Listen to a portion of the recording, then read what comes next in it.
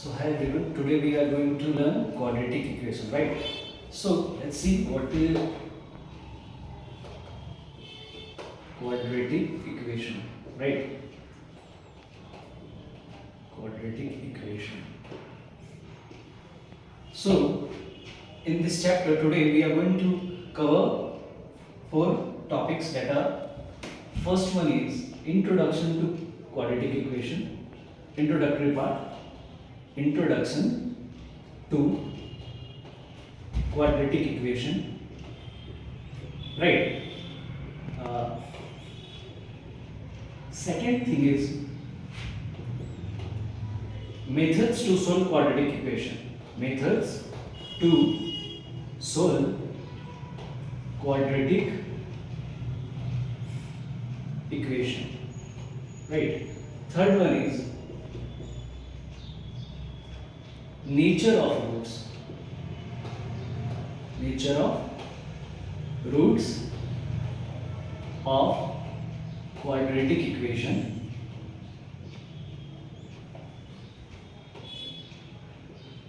And the last one is relation between roots and coefficients, right? So these are the four topics we are going to cover in this chapter, right? So let's start one by one.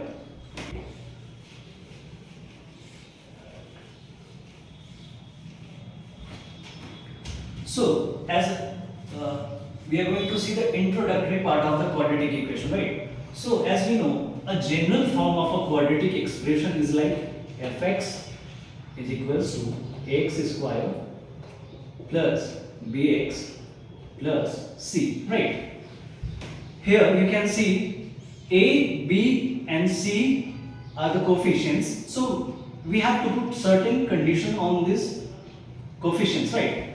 And the conditions are a not equals to 0, right? And a, b, c belongs to real number, right? Now when we equate this expression, quadratic expression to 0, this will become a quadratic equation, right? Which means fx is equals to 0, right? Or we can write like fx is equals to x square plus bx plus c is equals to 0, and again we have to put all these conditions on equations also, right? A not equals to 0 and a, b, c belongs to R, right? Now you can see why we are putting this condition a not equals to 0, because if we put the value of a is equals to 0, it will become a linear equation, right? bx plus c is equals to 0. That's why we are putting a condition on this a not equals to 0. Now we are going to see how to solve a quadratic equation, right? That is methods to solve a quadratic equation. So you can see the first method you can is very common, that is factorization method. Factorization method, right? Or you can say method of splitting middle term. Method of splitting middle term.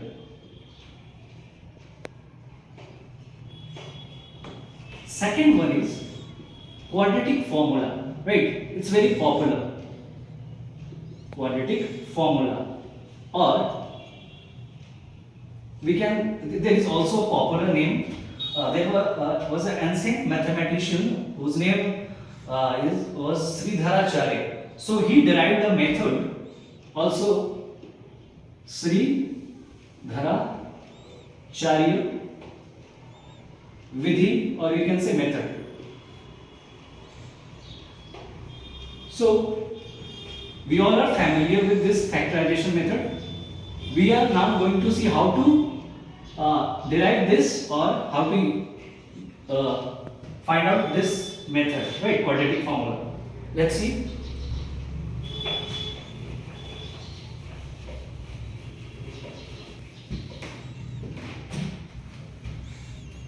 So we have a quadratic equation like ax square plus bx plus c is equals to 0. So the first step is just divide the whole LHS part. I mean in this expression we have to divide the whole by a. So it will become like ba by ax plus c by a is equals to 0, right? This is the one method. This is the first step actually. What we are trying to do here, we are trying to make the LHS as a perfect square. So the method is generally called method of completing square, right? You can see here, as a is not equals to 0, that's why we are dividing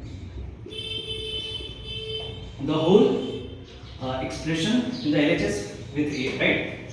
Now it will become x square plus b by a into x plus c by a is equals to 0. Now, if you remember the formula of a plus b whole square, a plus b whole square, what it is actually? A square plus 2ab plus b square, right? We are going to use this formula here. We are trying to make this expression in the form of a plus b whole square, that is method of completing square, right? Now you can see here, how can we do this? We can write x square plus 2 into b upon a, right, into 1 by 2 x plus c by a is equals to 0, right? Or we can write this like x square plus 2 into b upon 2a, right? Okay, into x plus c by a. So if you observe this term, this is missing in the LHS, right? So if we add the square of this term and just subtract it, there is nothing going to change in the equation, right? So how do we write this? B square plus 4a square minus b square upon 4a square, which is equals to 0. Or we can simply finally write it like that: x plus b by 2a whole square minus plus c by a, right, minus of b square upon 4a square is equals to 0. Or we can just transpose this term in the RHS. It will become like x plus b by 2a whole square, which is equals to b square upon 4a square minus c by a, right? Or we can write it will become like x plus b by 2a whole square is equals to b square minus of 4ac upon 4a square, right? Now coming here, okay, or we can see x plus b by 2a is equals to plus minus, right, under root of b square minus 4ac upon 2a. Or we can x plus b by we can directly write like x is equals to minus b upon 2a plus minus under root of b square minus 4ac upon 2a, right? Or it will finally become minus b plus minus under root of b square minus 4ac upon 2a. So this is what our quadratic formula, right? So if we assume d, which is actually called discriminant, b square minus 4ac, right? So we can write this also as x is equals to minus b plus minus under root of b upon 2a, right? So this is the formula which actually derived by Sridharacharya, and it is also known as quadratic formula. So this is the most popular way of solving a quadratic equation. So as you can see, this is a 2-degree polynomial. So this quadratic equation must have two roots, alpha and beta, right? So for the first root we can consider as the plus sign, right? So alpha will become equal to minus b plus under root of d, because we have already assumed d is equals to b square minus 4ac upon 2a, and the second root will be written like minus b minus root d upon 2a. So this is all about how to solve a quadratic equation. This is the standard method, this is the standard formula. Now we are going to see the third part, that is nature of roots, right?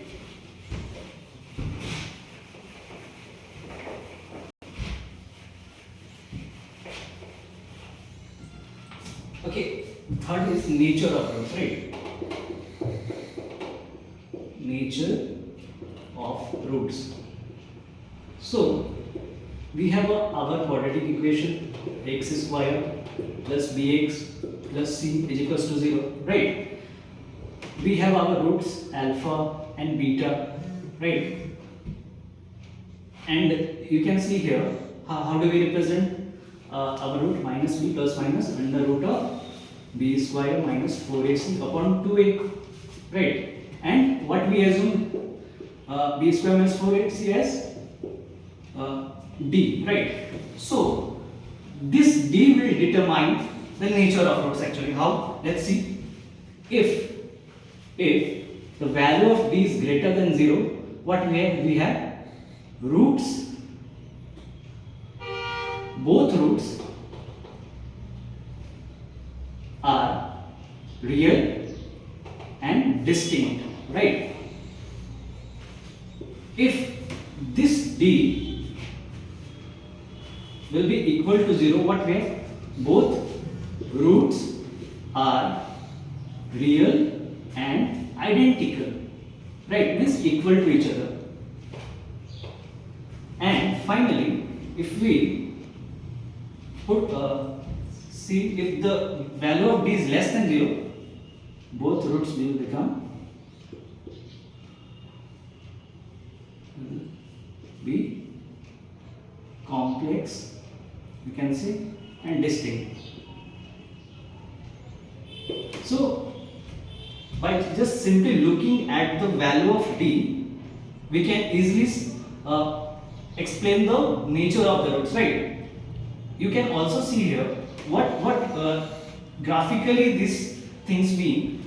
You can see for the first case, if d is greater than 0, right? So the situation will be like this. This is alpha and this is beta. D is greater than 0, right? For the second case, you can see d is equals to 0. So it's just basically touching the x-axis, right? This is x-axis, this is y-axis, this is x-axis, this is y-axis, right? So here both roots become equal, alpha is equals to beta, and the condition is d is equals to 0. Now for the third case, I am going to show you.